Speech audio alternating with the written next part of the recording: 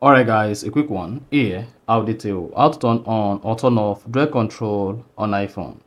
So if you have an iPhone and you want to enable dual control or you want to disable dual control after you've turned it on, then there's a video for you. So if at the end of this you found this offer informative, please don't forget to like and then subscribe.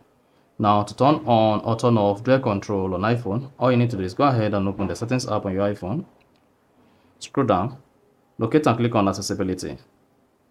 Once you selected accessibility, scroll down the page, locate and click on touch. Now under touch, click on assistive touch. Scroll down the assistive touch page, and then you should see dual control. To turn on your dual control, just toggle this on, and then the dual control is going to turn on. To turn it off, just disable this, and then you are good. Alternatively, if you want to turn on dual control on your iPhone, just go back to the accessibility main settings. On the accessibility page, scroll down, locate and click on eye tracking. So just scroll to eye tracking and click on that. Under eye tracking, if you scroll down, you should see dual control. So turn on dual control. To turn it off again, under eye tracking, just toggle this to turn it off, and then you are good. So that is basically how to turn on or turn off dual control in iPhone.